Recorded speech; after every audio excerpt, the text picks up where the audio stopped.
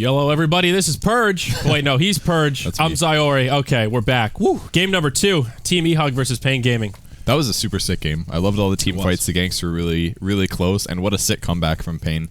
Got to Rosh just in time. They got the Aegis. They won the fight convincingly, and then they won the next couple engagements. Just snowball because of that advantage they got from Rosh. So Roshan was almost a bigger enemy to Team eHug than paiN Gaming that go around. It really was.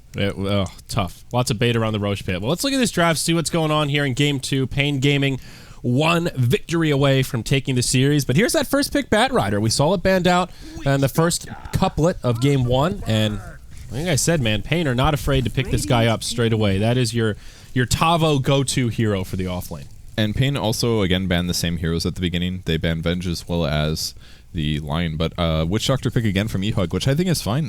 Trout played a great Witch Doctor last game. He got good advantage. He got his Ags at a really fast time. He had really good Ags ultimates. He had always really good positioning at the back of the fights where they weren't expecting him to be, so he did a great job there. If he played more close to his team, I think he would have gotten killed by Chronospheres and stuff, so Witch Doctor is going to pay off just fine for them. 5 seconds. Witch Doctor Bristle, pretty good combo to get things started. Some natural synergy there with all that physical, and obviously the Witch Doctor is one eHug are quite comfortable with. Trough had a pretty early Ags that go around, had some pretty big death wards. That hero pick was definitely one thing that went right for eHug in the last game. Do you feel like Bristleback is in any way a counter towards Batrider, or do you think that just felt like going for Bristleback this game? Like last game they were like Zeus. Let's do Zeus. I wouldn't call it a counter. I don't know. I mean, I think he fares okay against Batrider. Of all the heroes that get caught in the lasso, Bristle is pretty well suited to deal with it, and just, you know, maybe potential for a turnaround with Quills.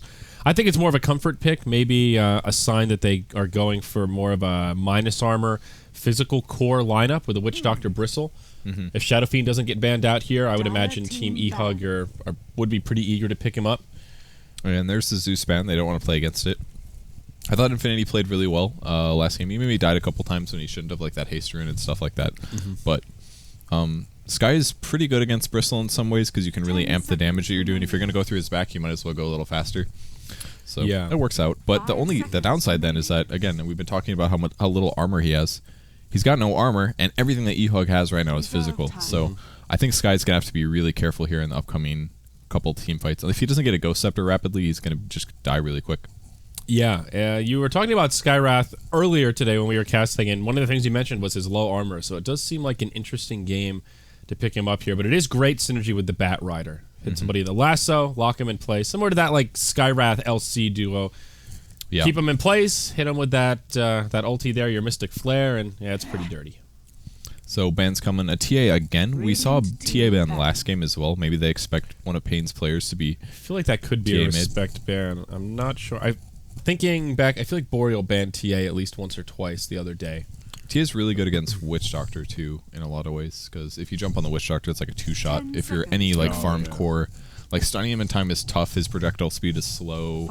Maybe it has something to do with that. I'm not sure. Although Maledict is okay against the hero, although he's better now with damage over time because the reflection changed with Blink. But yeah, also worth noting here, guys, we have had some changes. Both teams had one stand-in last go-around. King RD is back for paiN Gaming now, and eHug have Iawar as their official now in place of MSS, who was just a stand-in. So could be a little different this time. It'll be interesting to see how Game 2 differs with both teams now getting their full rosters.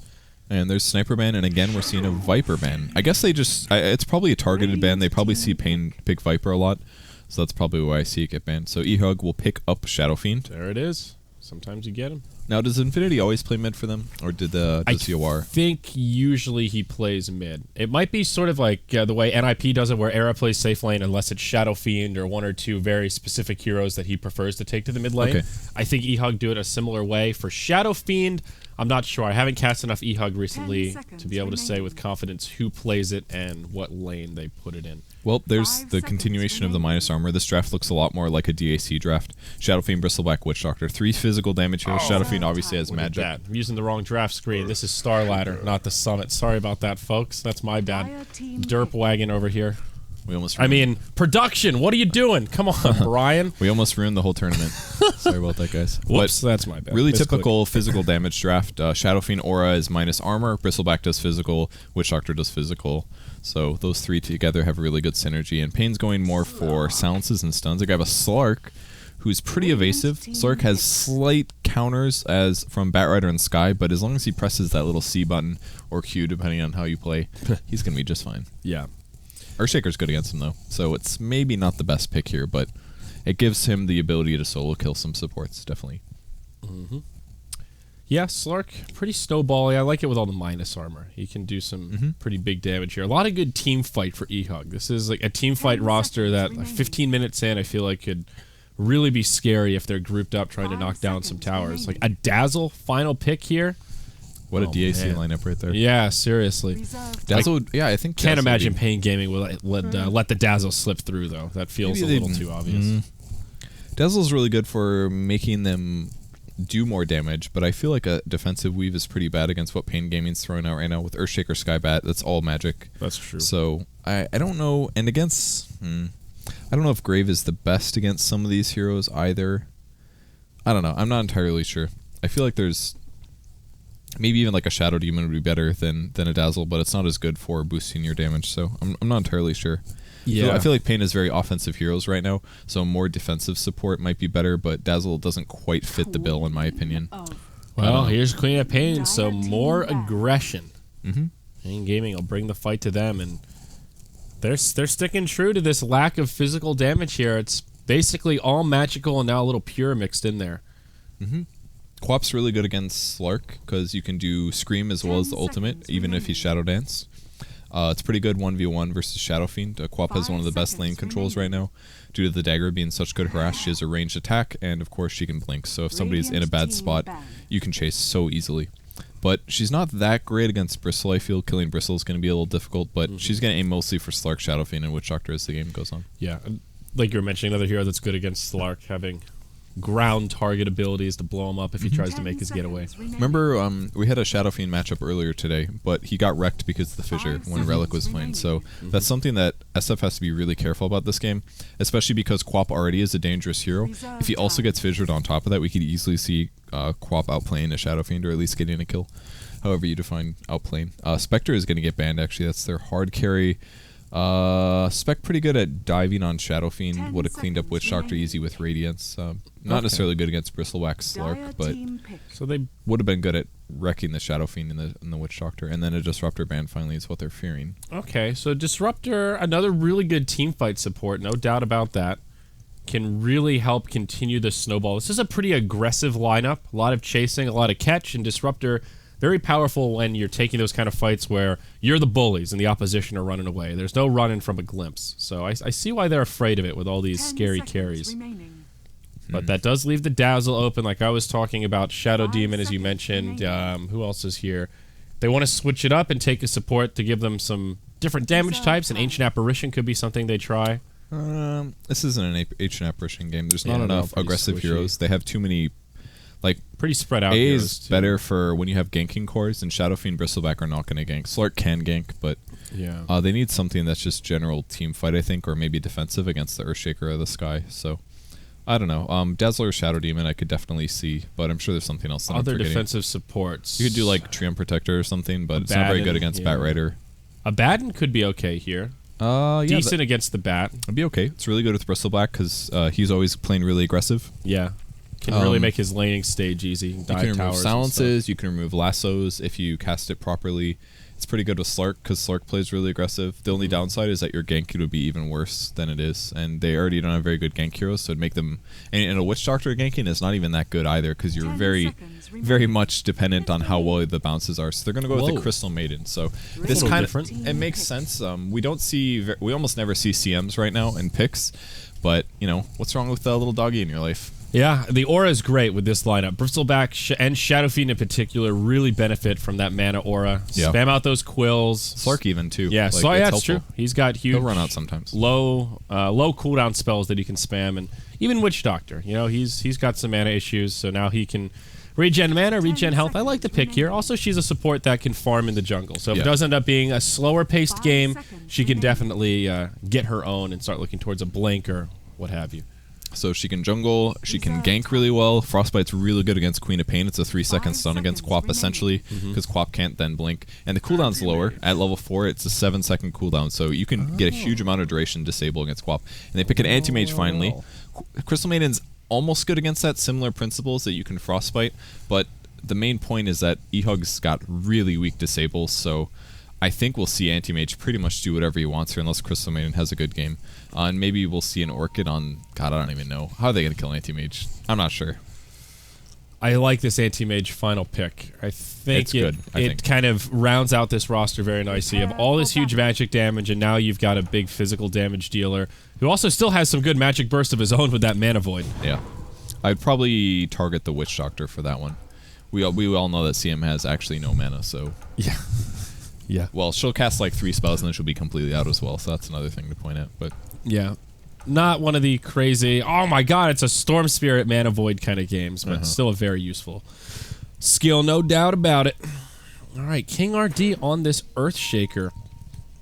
We've seen King RD play a lot of Disruptor recently, and he used to play core, now he's moved to support, at least for their current lineup, and he does tend to play a much greedier style, more like that kind of Owie 2000 EGM type position 4, where, at least on his Disruptor, there's been a few games where I click his inventory and go, wow, he's got Yules, Ags, upgraded boots at 30 minutes. Where did this guy find all this farm?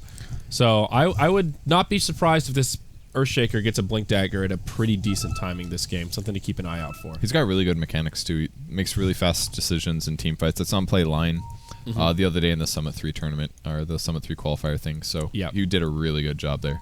Yeah, he's been hopefully we'll see more of that. Very well. paiN Gaming, they have a very snowbally lineup though. I feel like there is a chance that they could do really well, not in the lanes themselves, but in that like immediate stage before you're really into the roaming mid game and the lanes are still kind of prevalent, like once Tavo gets the Blink Dagger.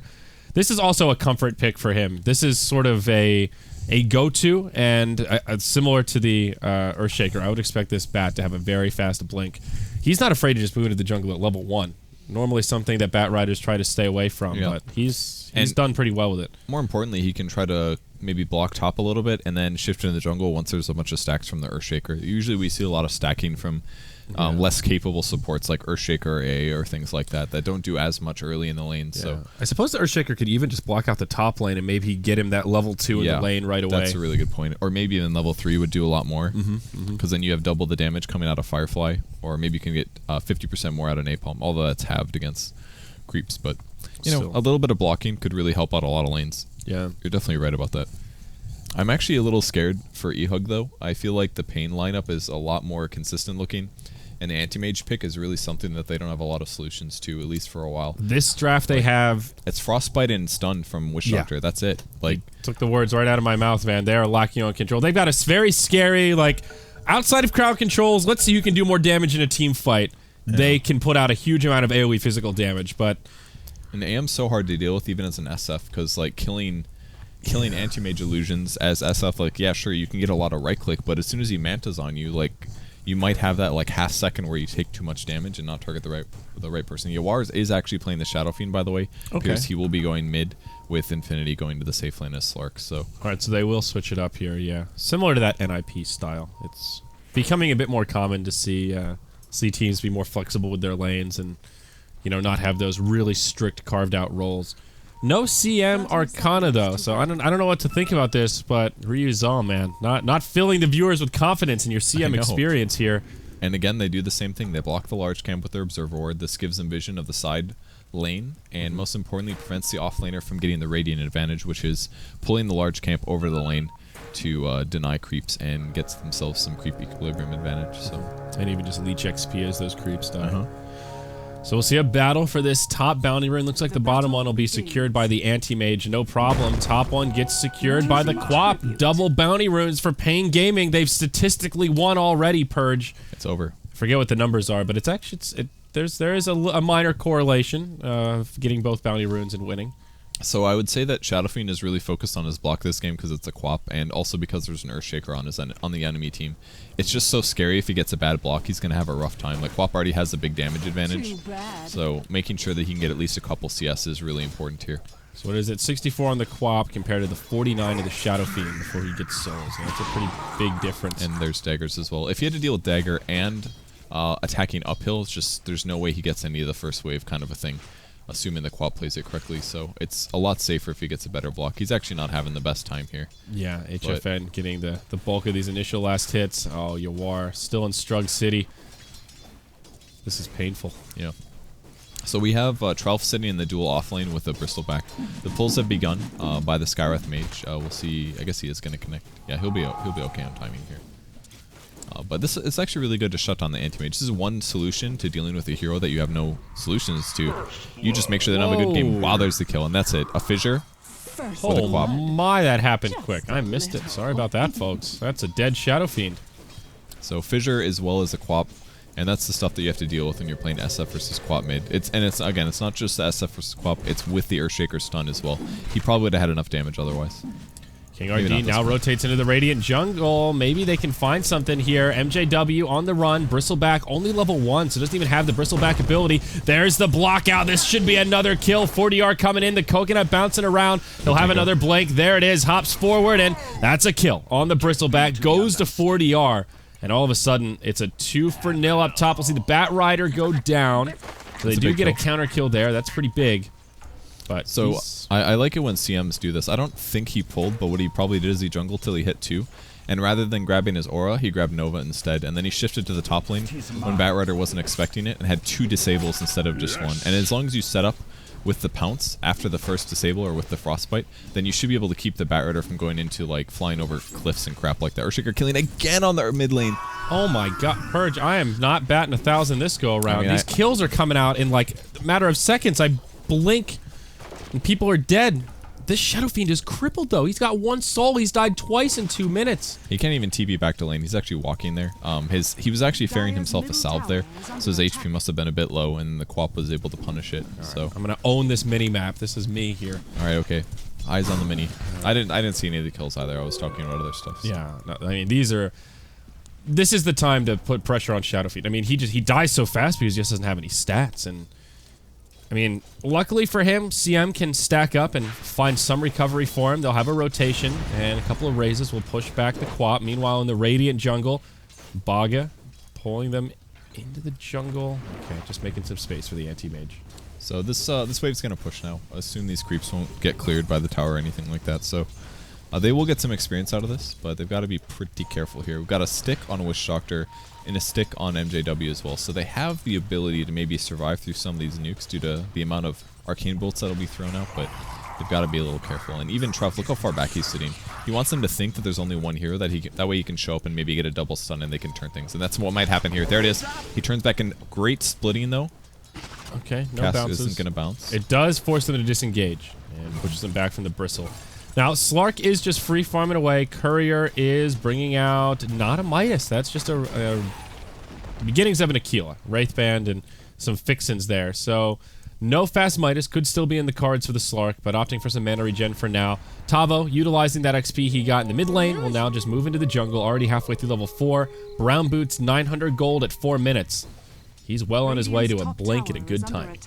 Now, if this Shadow Fiend was 5, they can maybe get a kill on the quap here with a double raise Nova, but since he had to get shut down so much, ganking the mid lane is kind of difficult. They're splitting some illusions up for vision, trying to spot out the Earthshaker, but they haven't really seen him yet. So I feel like CM maybe could be farming instead of this. What he's actually doing is anticipating the blink forward, I guess. But yeah, he's checking to see if the Earthshaker was there and then anticipating the blink in. Certainly not max efficiency for CM to be hanging out in the mid lane, but given that Yawar's already died twice, they don't want to get fooled again. They want to make sure he's got some kind of support. He will have some illusions to stack with here. Looks like, can we get a triple stack at once? Is Yawar going for it? The big plays? Can he do it, Purge? Oh, yeah, I'm sure. Let's zoom out here. Oh. I'm sure. All right, let's see. Double mud golems. How poopy. There's one. No, he actually missed one. He missed the trolls. His troll, and he attacked about a second early. Oh, back in the mid. Yawar and HFN, they're squaring up. HFN gonna win the duel, it looks like. Yeah, he's got it. TP's in, but Johnny Walker, he's too slow. And that's a third death on Yawar already. Just gotta be a little careful here.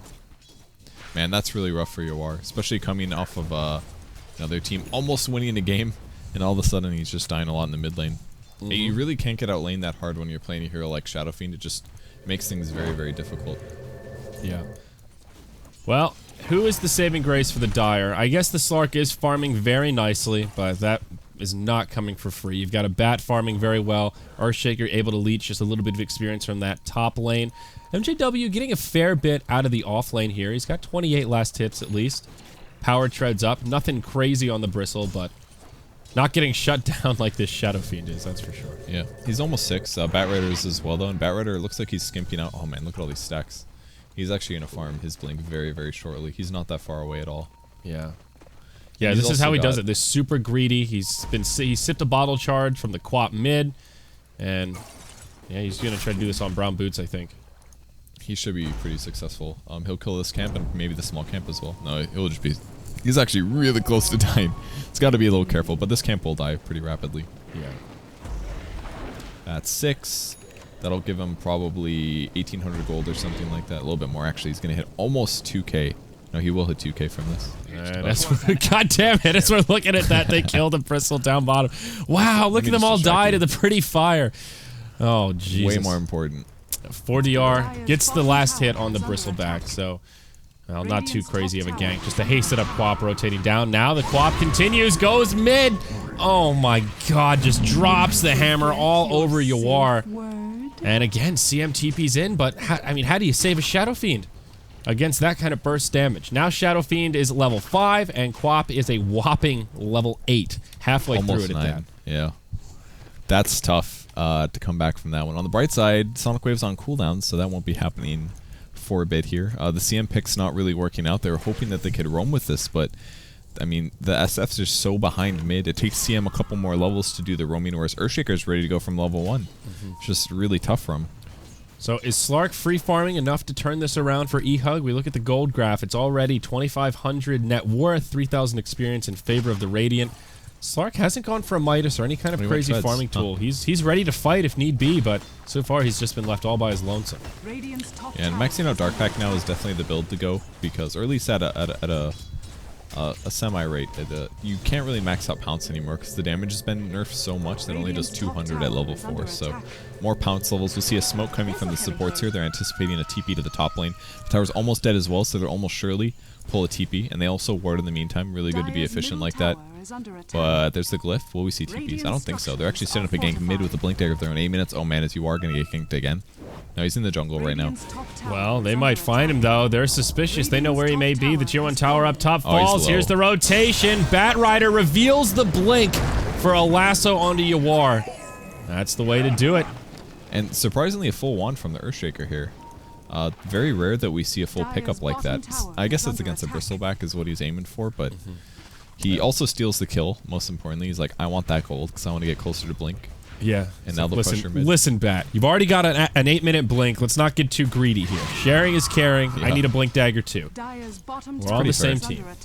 So more stacking from Batrider now. Yep. Gonna stack both camps. Cool, used Flame Break to get the other one. Anti-Mage getting a lot of space here. Down bottom, they'll go on to MJW. 2 fights breaking out at once. Back to the mid lane. They find Johnny Walker. Double damage on Quap.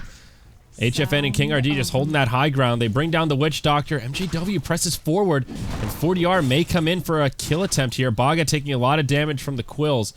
Up to 3 stacks, and he's definitely going to die. AM does not go in for it. Concussive. Got him. Nope, not going to make it out. Okay. Almost got out of the range. Good attempt by the Sky there, but he's level 8, almost 9. He's got a lot of XP, but this mid tier 1 tower goes down. Quap finds the last hit with the double damage rune. The mid tower going down when you're playing SF is terrible because you really need to have some kind of a place where you can move in and out safely, essentially. You can go from mid, double raise it, and then go back to the jungle. But now it just opens up the jungle from being roamed on by smokes, essentially. You can roam from the bot lane. You can come in through the river as well. And, I mean, he already got ganked, 5 times. But it's not going to get any better now that that tower's gone. The pressure that paiN's going to be able to put on them is just really high, especially with the heroes they have. they have a really good ganking lineup, whereas eHug's more passive. Things just didn't go well in the laning stage. So if you're Yawar at this point, what item build do you look at to try and recover? I think Mech kind of out of the question in terms of making a difference. Yule's still great for farming. Do you look for a recovery Midas here? I don't think Midas is the build. I don't see... I mean, I don't play SF, so it's kind of hard for me to comment on this, but almost nobody buys Midas. The best way to catch up is usually stacking jungle camps because there's much lower chance of you being ganked there. I see the CM die on the top lane here. Yeah, she's going to go down. Could they possibly find another, though? There is a Sonic Wave. Infinity comes in. He wants the tango. King RD's nearby. They don't know it. HFN gets stunned up by the coconut. Can he live? No, he goes down. Unfortunate for the Quap. Maybe potentially kill Infinity there, but it does end up being a 1-for-1, and they give a big streak over to the Witch Doctor. That helps out Trouf quite a bit. So rather than buying a Midas, which would obviously give you more farm in the late game, you buys a Blink. But with the Blink, this allows you to farm heroes instead, and that's what he just did. You just got to kill. And especially on that mid hero, that hero that has, what, 4 kills and 2 assists, gets a kill on her. I'm sure that boosted his experience gain by a lot. He's got an Aquila. I thought you were talking about the Shadow Fiend at first. I was like, how in the world did he afford a Blink Dagger? Okay, the Slark has no a Blink. Way, yeah. Slark got a Blink, and he was able to kill the Quap with it, which is going to create a lot more space than a Midas would have. Well, here's the Battle Fury pickup. Andy farming away in the bottom lane. 4DR, feeling pretty good overall. Halfway through level 9. Went with the Brown Boots Battle Fury in 11.5 minutes, right on time. Bit of a weird skill build. He doesn't have any spell shield yet, but it makes a lot of sense. If you look at the magic damage coming from eHug, it's basically Crystal Maiden and Slark nukes and a little bit of Cask and Raise. Yeah, he should probably still get a skill point, definitely. I like that he didn't get it in the first couple levels, but at this point, you're going to get Frostbited or something, and that'll save you 30 HP. It's a little bit better than a stat point pretty soon here. Smoke rotation now from eHug. Now that Infinity has his Blink Dagger, he's had enough fun farming, and he's ready to start farming heroes. A bump into 4DR. Can he blink back in the nick of time? He can, but he gets hit by the Frostbite. Pounce connects. Nice. Dark Pack's there. Great pick off on 4DR. They get a ward down in the middle of the jungle. That blink really paid off. It really did. They wouldn't have gotten the kill otherwise. More fight coming on, though. Crystal Maiden is going to get nuked down. Doesn't have her ulti. Dodges the Sky ulti, but he's going to lasso, pulls her back into the fire. But I think they can keep her alive. Wow, 11 HP.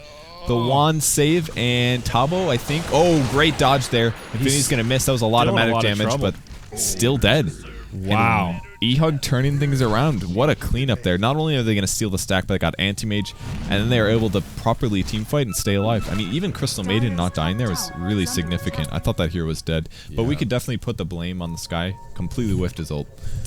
Yeah, CM will suicide into Roshan. I think HFN should have probably TP'd as well. He had a TP scroll available, level 2 ultimate.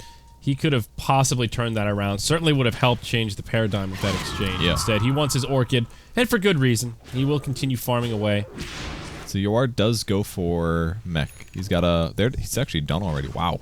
Wait. Am I Oh, I'm sorry. No, that's the Bristle. Yeah. I was like, how does he have this? He was doing so poorly, but it's just a Treads and a ring. That's good, though. So Bristle opens up some more space 5 deaths. For the... Ooh, HFN. Jumped on up top, but we'll be able to blink away. Power of Blink. You don't care about Pounce.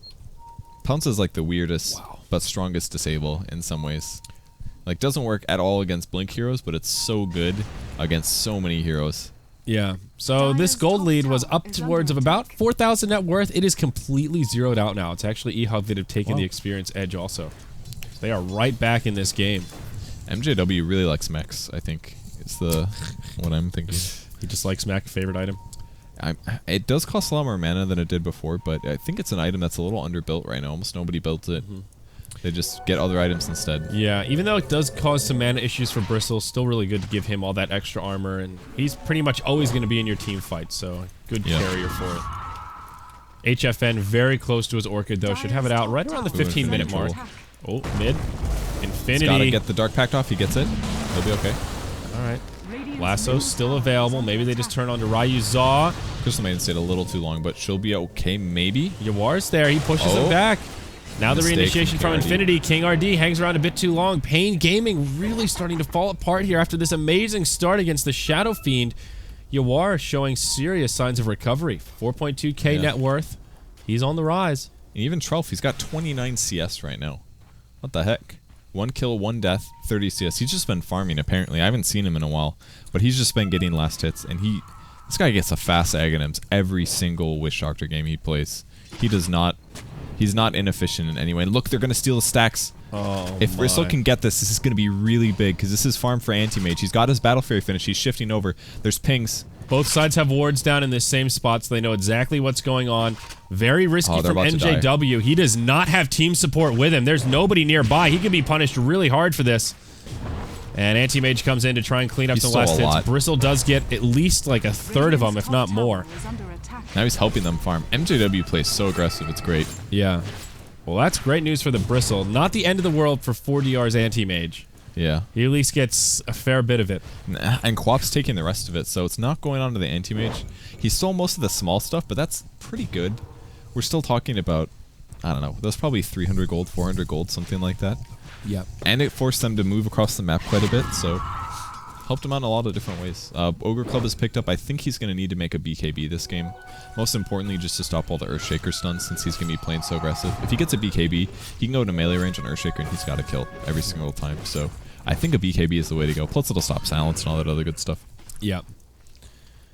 Witch Doctor is going to die here in a second on the bot lane. Here comes the blink. And he's thinking about it. There it is. And Orchid right in. Does he drop the ulti? He does. Okay, I thought it missed him at first.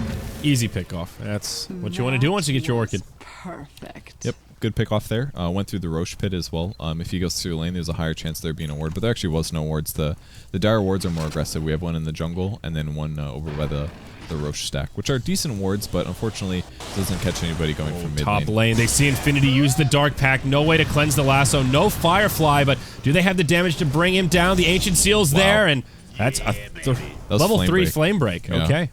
Flame break kill there. Yeah. Almost didn't get him. He almost made it out. So good attempt at an escape there by him. I thought he was going to maybe live, but the flame break did just a little too much. He's very close. Bat ends the spree. Bat also went for BOTs after Blink.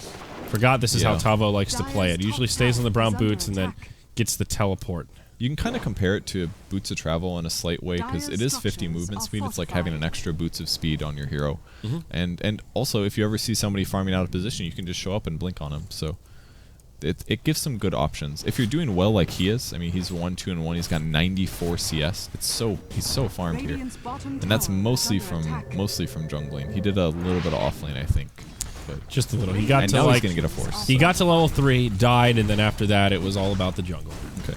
So bottom tier 1 tower will be glyphed, but taken out by eHug. paiN rotate to the top lane. Looks like they want to do some tower exchanging. The glyphs already come out, so they can bring this tower down quickly. But TP's come back. Witch Doctor first, Slark second, and paiN will start to back out. Slark blinks in blind, just guessing with the Dark Pact. And obviously will not connect with anyone. So paiN get repelled from the top tier 1. Tower stays standing just out of deny range. And eHug will claim a free tower. That's not so bad. Yuar gets a bounty rune. BKB coming out for him right around the corner. MJW is going for BKB. Mithril Hammer's finished. Infinity going SNY, I guess. Sange first. Okay. Anything else? Crystal Maiden has Tranquil Boots. She did grab her ultimate at level 7. And she's about to hit 8. She'll probably max out Nova. I would like to see more Frostbites this game, but the problem with getting more Frostbite levels as CM is that you run into mana problems unless you have like a Null Talisman or something like that. You just don't have enough mana pool to do your full combo unless you wand right before your ulti. So getting more Frostbite levels is a bit of a confusing thing to me right now. I'm not exactly sure what he should do. The problem is that the aura doesn't solve that problem because it's about max mana. It's not about like keeping your mana full. So I don't know. I want him to max the Frostbite because it'll be so good against the Anti-Mage and the Quap, but it just gives you so many mana problems, and her ultimate is pretty good right now, so I don't know. It's tough. You kind of need more mana to be able to get all 3 off. Yeah. Well, 40R on the Anti-Mage. He'll go into the Vladimir's Offering, same build that we saw in the AM games prior.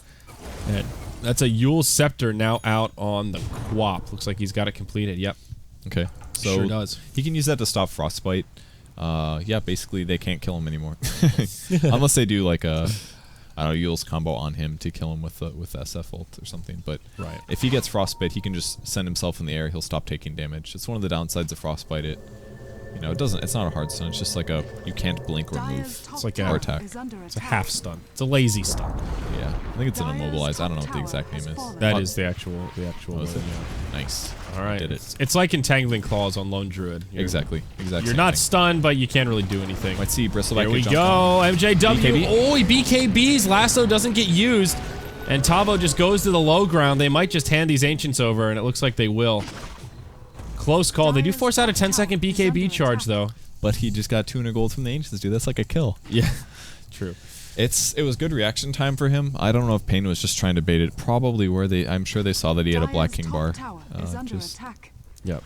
They've been doing a good job trying to limit the AM's farm, but unfortunately they're not also getting kills out of it. And that's kind of how they have to play, because they just don't have good stuns. So they, rather than focusing on getting kills, they have to focusing on preventing farm. And it's kind of tough. Oh, CM's gonna die. Oh yeah, super dead. That's awkward. That was not what I expected to happen just now. So Quap uses the Orchid, screams on the neutrals, and says, "Well, this whole thing is just not what I had in mind. I'm gonna leave you by yourself. I'm gonna head back to my side of the map. Let's just pretend that never happened." Yeah, he just Yules. He instant Yules himself. I don't know why he's scared. Oh. Yeah. Okay. Witch Doctor uses his ult. 40 yards safe. Big rotation from eHug. All 5 heroes to the bottom lane. They wanted that anti-mage, but can't punish him. Yeah, he may have just accidentally double tapped it too. I've certainly done that a few times. I get excited and double tap. I'm sure that's what happened, because there's no reason to instant cast it. It's not like you're gonna stop their initiation on you or something like that. Like, it wasn't like he was gonna BKB or something. I'm not sure. 4-staff finish on Batrider though, super farmed. He does get spotted by this observer. It's something interesting eHug keeps doing. They block this camp all the time when they're on Dire, and they probably just do this because when you spend a lot of time sitting in the top jungle looking for kills, you farm this small camp and you farm this large camp. And if it's blocked, they actually do deward it, but if it's also blocked, it's going to reduce the amount of farm that aggressive ganking heroes are going to get. I think that's why they do it, because they're definitely blocking it on purpose. Yeah. Otherwise, they wouldn't put it there. Well, Dire move into Roche. It was scouted out by paiN. They've got a ward on the high ground here. They saw a few of the heroes walk by and pinged it out. They let it go and instead look for a tier 2 tower in the top lane. Glyph comes out, and they might be able to bring this down. 40R cuts the creep wave, and eHug, not feeling confident, just YOLO TPing in, especially without a Witch Doctor ulti. It is coming up in a few seconds here. Tower goes down to the Radiant. Infinity blinks forward, finds no one with the Dark Pact, and it will be a tier 2 tower in exchange for Roshan kill. Yawar on the Shadow Fiend is the one to take the second life in the Aegis. So SNY finishes on Slark now. Witch Doctor's ult or Aghanims is really close, 300 gold.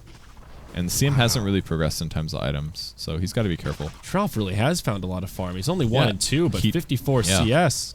You can see in his denies too, he has 21. That means he's sitting a lot close to his tier 1 towers and farming and controlling the creep wave equilibrium. He's not pushing, he's just sitting there and grabbing last hits. That's a game-changing item at this stage, though. You catch paiN a little too far forward before that Aghanims is revealed, and huge damage output. Now, they don't have any sentries, I don't think. So they can't really destroy any of these observer wards. So things are a little tough. They keep wanting to go up the hill, but look at this. They just keep stacking. The amount of stacks that paiN has actually done on the Ancients is really amazing. Yeah, and now Anti-Mage is starting to pull pretty far ahead. He's got a Yasha up, closing in on the Manta with 2,200 gold. Left a Dragon for the Earthshaker because he's close to Blink. Really smart. How much does he have? Ooh, 2,100. Yeah, Fissure to help interrupt this push onto the tier 1 mid. Again, paiN, they don't want to fight here. They just want to split the map, continue farming, and take fights at their own accord. Good movement by the Anti-Mage here. He saw that they're death pushing, so he immediately goes to split push. Maybe one of the reasons he left the Dragon as well. He said, oh, well, they want to go push our tier 2, well, I'm going to go threaten the racks. And the positive part is that all he has is the Vanguard, the Battle Fury, as well as the Vlad, so he can't push that fast yet. If he had a Manta or something, it would be significant. I think he's going to do damage to the tower, but it won't die. Yeah, I don't think he'll be able to kill this. Ryuzaw comes back. 40R just stays focused on the tower. The tier 2 mid goes down, but Tavo's there. Lasso onto CM. More TPs on the way back. Slark goes to the tier 2 mid. Mana Void is actually dropped to bring down the CM, but here's Slark. Jumps onto Tavo, connects with the pounce. There's the ulti, and 4DR will make the retreat. Ooh, that was a gem. He got a gem out of that one. Oh my, that's a huge trade. Yeah, that's absolutely worth CM's death. Not even close. Very sneaky from the Slark, though. I like that to TP to the tier 2 mid and then wrap around in this kind of weird angle up this way. He came from behind. Bat Rider was not ready for that. Catching that pounce is so big because not only can he already detect where the wards have vision of him, but now he can just take care of them himself. He knew there was a ward over. He's going to find the Earthshaker. He could actually kill that guy, but immediately kills the ward. Says, get out of here, ancient wards. This is where we want to farm too. Yeah, exactly. No more advantage over that. And again, Earthshaker stacks. Yeah. It's been so many stacks. Still not a bad trade for paiN, though. You look at the graph, and you can see when they fell back a few steps, but this Farm Fest has certainly favored them in terms of the ancient stacking, just AM's ability to turbo farm. They are still holding on to that gold lead, and doing half damage to a tier 3 tower at 25 minutes. They did trade 2 towers for it, but given that they couldn't really just take a straight-up fight anyhow, I think they made the best of it. It could go... Yeah, you could look at it both ways, definitely. Do you think paiN are ready to take a straight-up fight? Maybe they're just waiting for the blink on Earthshaker. I don't think they can. They have to get at least a Manta on Anti-Mage. Okay. Otherwise, things are kind of scary. CM is going to be leveling up Frostbite, by the way. He picks up a Bracer. That'll help his mana slightly. Give him, what, 39 mana more? Well, it might be enough. They might catch Bat. If they catch him again, this would be really good. Oh, it gets him. Oh, so that's the dead hero. Yeah, he doesn't even have a Firefly available. Even if that pounce didn't connect, I think he was dead either way. Yeah, that was a really good gank. Straight across the map, they cut him off based on where they thought he would be, and Infinity got him before he was able to blink away. So that was well done. Yeah. And they spotted the ward, I think, or at least they will with the gem. Big item pickups, though, for the Radiant. You've got an Aghanim's now out on the Quap, and the Manta is up on Anti-Mage. I think we saw the Blink Dagger on Earthshaker. But 3 Biggins that were not around during their last little skirmish, and they will move towards the high ground. Double damage Bristle, though. Yeah, he's going to get in their way. Quap is actually really farmed right now. She has 3 items at 26 minutes. Even though Yule's is a medium-sized item, or maybe even a small, if you want to look at it that way, it's still really good. She's got level 3 Frostbite now on CM. See if she'll probably max out. I don't know whether CM gets a level 2 freezing field here or not. I feel like Frostbite's too important. I mean, it increases the viability by like 70%, but the mana cost doubles. So it's, yeah, if just one freezing field, she only has 620. Yeah, that's. I feel like you can't go freezing field at level 11 unless Yeah. you are just a walking freezing field and you don't want to use any other spells. It's kind of how playing CM feels like lately. She does almost have a 4 staff though that'll help her mana a lot. And look at this Anti-Mage just chasing Bristle. You think MJW cares? He does not care, man. This guy doesn't care anything about enemy heroes. All right, Manta dodges the goo. High skilled. And he's just going to run those after Bristleblack. It's not like he needs his illusions anytime soon, unless he gets ganked, of course. So he'll just try to drain mana. If he can drain mana, that's really beneficial. Yeah. And Trough is there with a coconut. That'll stop the fun those illusions were having pretty damn quick.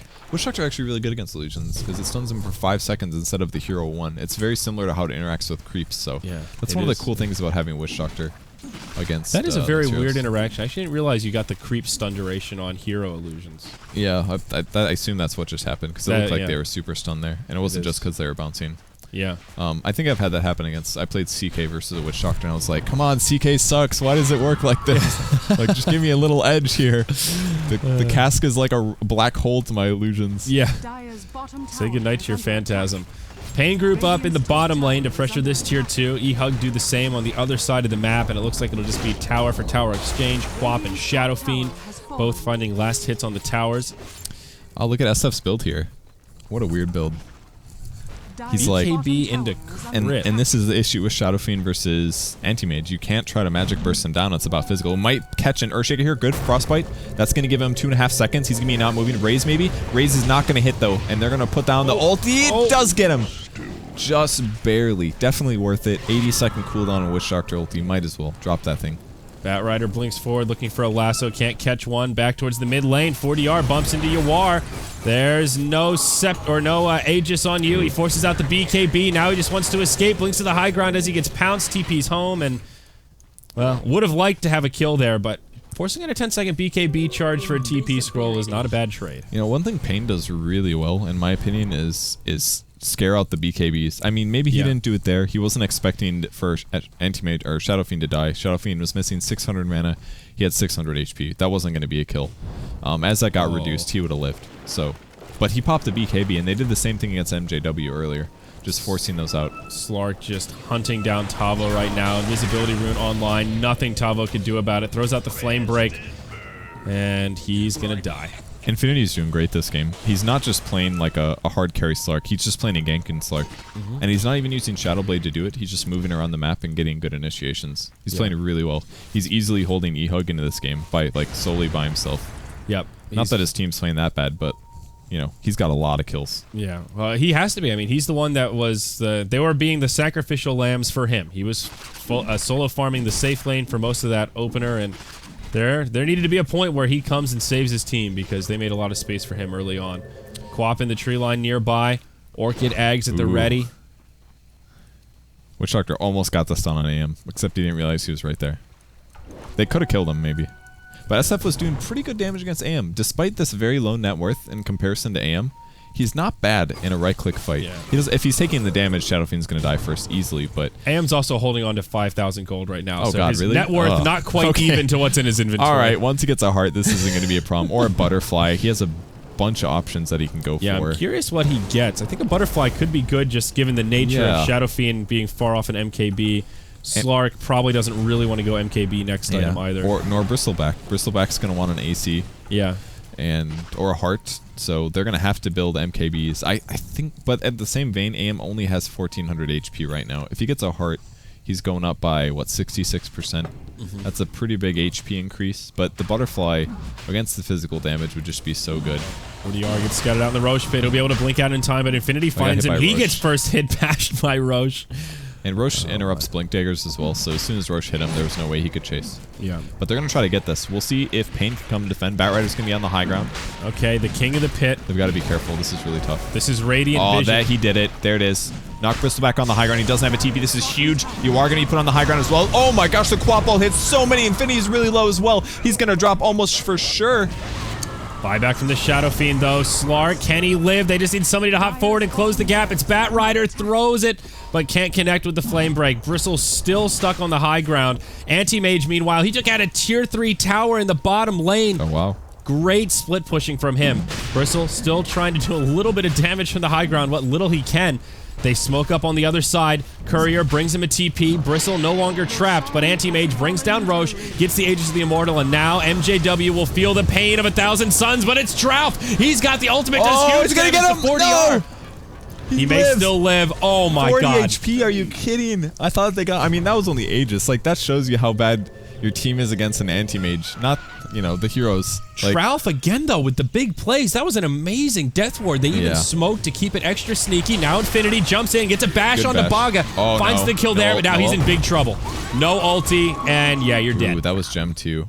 That is not worth it. He was not expecting their entire team to still be in that area, I don't think. I think he expected them to spread out and farm since there was a disengage, but they all stayed together, and that was the big kill. It is going to be a hard on anti-mage, so...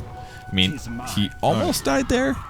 Obviously, Butterfly would do a lot for his survivability, but now his HP is never going to be less than full, and he's got a lot to work with, so...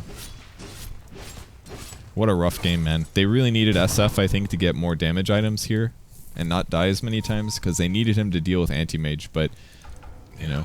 I mean, Yawar is still just feeling the hurt from that early game struggle. He's 0-6-1, almost level 16, and this build he's gone for is... I mean, it's kind of okay given the circumstances, but he just has no mobility, no way to close the gap, and he can't even really get in position to throw the auto attacks. Yeah, more or less. I mean, they've got to rely on... He just has to stay so far back that he's not that big. You know, normally Shadow Fiend's kind of a bully in the front lines, you know, pump faking that Requiem, respect my space, and they're not respecting him this go around. Yeah, this is a lot more of a... Oh, they might actually kill Anti-Mage here, Frostbite for 3 seconds. But Lasso into a big Quap ulti, 4DR, taking a lot of damage, but he'll stay alive for now. Whoa. Big ulti from Tralf They get again. him. Okay, that's the end of the Aegis. I thought MJW shouldn't even pop BKB, but that worked out nice. Frostbite, they get it! They might actually be able to kill him here. They just need a good bash. He's about to blink. Big ulti. Oh, he's gonna juke. I think they've got him. He kills the Bristle immediately. They lose the CM as well. What started as great for eHug. Now there's only 2 left alive. In comes Baga. He's not gonna find the kill on Johnny Walker. Oh, need to be careful, gang. Infinity's on the way. Tavo trying to make the retreat. 4 staff. Blink. Oh my god. Oh, did he have a ward? Okay, he had a ward. But that was still super sick. And he grabs a Mask of Madness now, which is a bit of a different Slark item. But if you are... I mean, there's a lot of AoE flying out of paiN here, but it does allow him to gain stats at a stupid rate. He's got 16 stacks stolen right now. That's 48 agility from the enemy team. So again, Infinity really paying off. Doing a really good job on the team fights. Frostbite really helping. If they didn't have Frostbite with such a low cooldown here, they definitely wouldn't have got kills either. So the CM pick really worked out. It was kind of lucky for them that they picked a hero who just naturally happened to counter the one hard carry that the enemy team did as their last pick. If he would have picked something like a, I don't know, Rubik or something, it might have been a lot more difficult. Yeah. Quap gets a BKB now. That was her big pickup following that last fight. Another 3,500 gold to play around with. King RD continues stacking up Ancients here for his buddy Anti-Mage. paiN Gaming, I feel like, are still in a pretty good place, though. The Golden Experience graph, not that big of a deal at this point. They've got a minor lead, but they still just seem to be the ones kind of controlling the tempo, where eHug are forced to play very reactionary, and that was just a little bit cocky. Anti-Mage blinking straight in. Let's take this fight, and again, Trough with the big ultimate kind of turns things around. If he had a butterfly there, I really think that he would have been able to live. Like, it's all physical right click. Like the Witch Doctor ulti, the Shadow Fiend right clicks, the Slark right clicks. You know, Bristleback is the same. Bristleback actually hitting really hard here. Yeah. Like if he had a butterfly, I feel like he would have lived. I don't know. Yeah. What armor does the AM have right now? All right, he's got a good bit. 17 plus 5. Could add an extra 4, not to mention the 35% evasion. I'm sure that's more survivability against all this physical. MJW squaring off against 40R at bottom. 40R has no real interest in trying to fight him like that. There's an Assault Cuirass on the way also.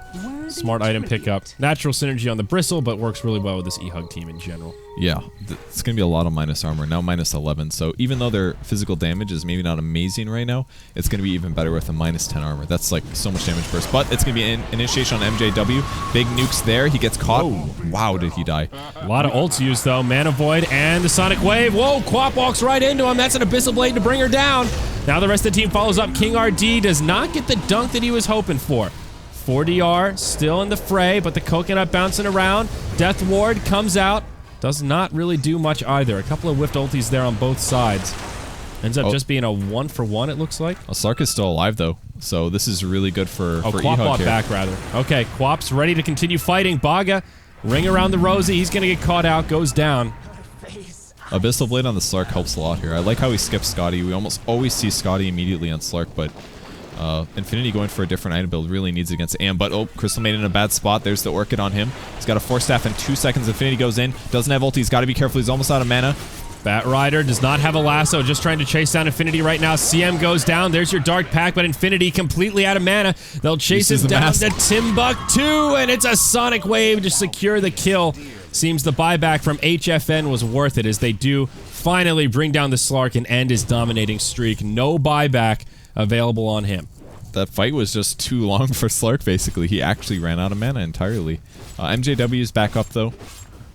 Does still have his BKB, so they're not going to lose a Rax out of this, but they will lose a tier 2 mid, it looks like. I mean, the graph's pretty close here. I think they just needed a bit better ulti out of Trough there. A very rare bad ulti out of him. Yeah. Almost never messes those up, but it was mostly in... too late. He killed that AM illusion real fast, though. How about that? He really did. It threw me off because I was like, what is this thing focusing? Oh, it's an illusion. Oh, that's unfortunate. All right, stun bouncing around, goes back to 40R. Loses a little bit of armor. MJW in the front lines here. Slark's still down for 35 seconds. They don't know that he doesn't have a buyback. But still getting a tier 2 tower, checking in on Roche. Still a while before he's up. And Butterfly's on the way for AM. So 700 gold, or really 700 close. Gold away. And once he gets that, good luck, eHug. It's going to be really tough. They need an MKB on the Slark, probably, or MKB on the Shadow Fiend. Both would work. Shadow Fiend's not that far off. He still his recipe? He's got 3,500 gold. Oh, no, it's still in the courier. Oh, he has the Daedalus recipe already. He probably bought that at some point when he was dying. But I almost wonder if it'd be better to go MKB with a Crystallis than to finish his Daedalus. Just because I feel like... I feel like it would definitely be better if they see the Eagle Song, so they know it's coming. Yeah, I mean, if he gets lucky and crits through, then whatever, but... I don't know. It seems tough here. Slark, he's a ways off. He just picked up that Abyssal Blade before the last fight. I think that was also one of the missteps for paiN, is that was not revealed yet. So Quap blinked in, not expecting that stun to even be in the cards. Did he get Frostbit? No, she actually hasn't used her BKB. Did she just forget about it? Who, Quap? I swear she wasn't stunned. I don't know. I thought she got frostbite or something like that. I think she... I don't know. I'd have to rewatch. She definitely got I'd have to watch Abyssal the pretty replay. early in that fight. It could have been a frostbite into Abyssal, but she blinked in and then just got jumped on. Okay. So it was an aggressive blink forward. So either way, even if she wasn't stunned, it was really no chance of an escape. You're not running away from that team. Well, Butterfly's finished now. Yep, and Roshan in about a minute and a half. So middle of the road respawn timer here. On the bright side for eHug, this is about as strong as Anti-Mage will get. He can get Boots of Travel, he can sell his Vlads and get like a Abyssal or something like that, but he's not going to get a whole lot stronger here. He's going to continue split pushing though. Yeah, you can see paiN there's try to end it initiation. here. Abyssal right onto 4DR, but do they have the damage to bring him down? Ulti gets channeled from Trout, but now interrupted. Yawar channels the Requiem. Doesn't do a hell of a lot. Bristle up on the high ground. Everyone's still That alive damage for is now. so big on Infinity because of the Ancient Seal. Oh, and he's gonna dead. go The down. dunk from King RD on the low ground. Now the CM on the run. Tavo should find the kill there. It's actually Earthshaker that gets it. 2-0 to get things started. Another beautiful fissure on 3. Wow, that damage. Will cost him his life. AM not going for hero kills. He's playing objective gaming here, Purge. He wants towers. He gets to tier 3. There's no glyph. This could possibly be some damage on Barracks. Blinks back. Coconut will start bouncing around. Really good Coconut. Holy cow. Might Manta. see Quap die? No.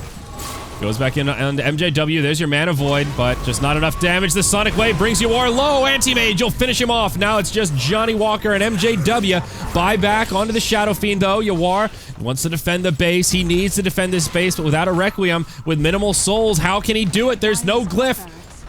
Ranged and melee barracks will be taken in the top lane. Do paiN stick around? Slarkin the Great for 35 seconds. No buyback.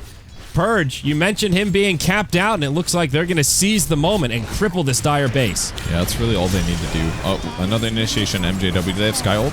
Doesn't matter. He's just actually going to die. BKB is used. Might keep him alive. Big heals now from Johnny Walker. All right, he's going to live there.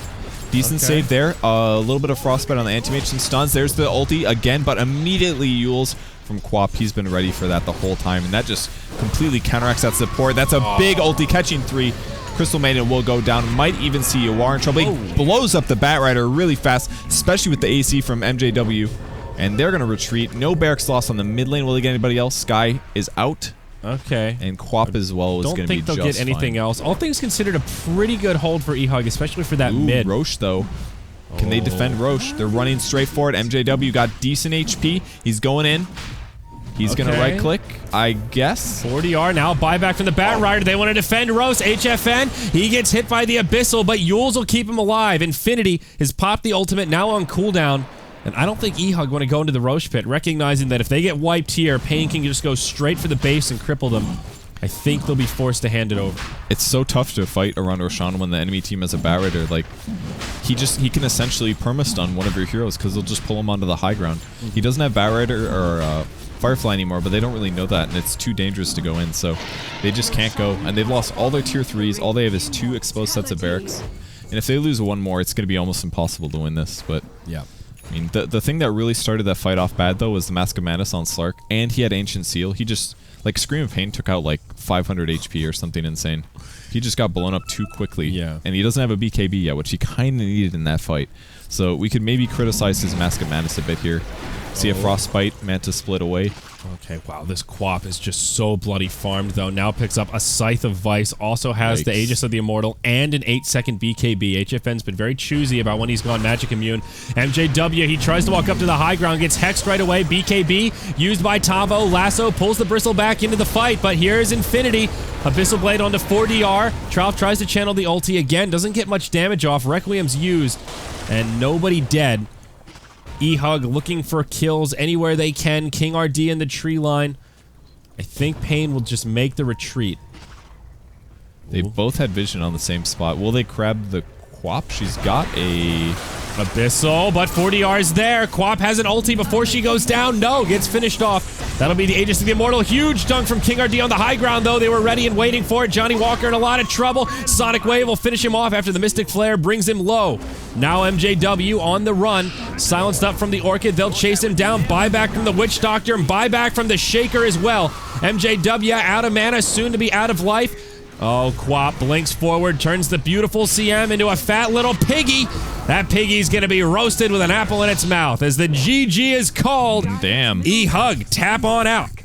So what a quick 2-0 there. I mean, eHug should have won the first game in my opinion, but paiN outplayed them and took Roshan and then swamped it. And in game 2, the anti-mage was just such a kink in what they were trying to do. Like they had so much trouble killing the hero, and Zyori had such a rough early game due to good ganks by the Earthshaker in combination with the Quap, like, and then they just couldn't defend. Like Infinity did a great job trying to hold the game together, but maybe the Mask of Madness is the wrong build. Maybe you needed a BKB to continue snowballing, but there's just 2 heroes on the enemy team that could essentially get away from him no problem, like whether Blink on Anti-Mage or Blink on Quap, and he could only do so much. He needed to be able to solo kill those cores, I think, before they could start winning games, and Abyssal did part of that, but it just wasn't enough to disable. And the final pick, AM, just felt like the perfect pick to round off that draft. I mean, we talked really about their lack of control, and you saw it in that game. Anti-Mage was just basically a dog off his leash running around the park, just jumping around, farming creeps and farming heroes. Yeah, it really was. Very well done. So paiN Gaming, they look good and take their first best-of-3 series here in Starladder Season 12. Guys, this was only day 1. Some action-packed Dota to get things started for the Americas. There's a lot of Starladder action coming your way over the next month and a half. All the regions going to be firing up soon. I think Europe gets started tomorrow. It's going to be Europe and America on the same day. So it's all over the place. I know I'm casting Europe tomorrow morning. After that, I can't keep it all straight, man. There's almost too much Dota right now, but that's a good problem to have. Definitely. I'll be back probably on Thursday or Friday. I think I think it's Thursday. I think one it's of those days. Is today Monday? Yeah. I think we have 2 days, and then Thursday. I think we come back. Thursday, I'll be back. Get out of here, Dakota. Oh, you're with him on Thursday. He's okay, excited. He wrote in his diary. Yeah. Casting with Purge finally. Okay. Oh boy. So if you enjoyed the cast, folks, follow us on Twitter. I'm at Zyori TV. He's at Purge Gamers. And of course at Beyond the Summit to stay up to date with all things happening here in the studio for Starladder, as we are the official English partners, as well as all things happening for the Summit 3, which is still going on. Phase 2 starting very soon for America. But that's it. Purge, always a pleasure, man. Glad to have you here. Hope to see you again. I'll come back more. Awesome. Good. We didn't scare him away. So see you later, guys. We'll see you again tomorrow morning, bright and early.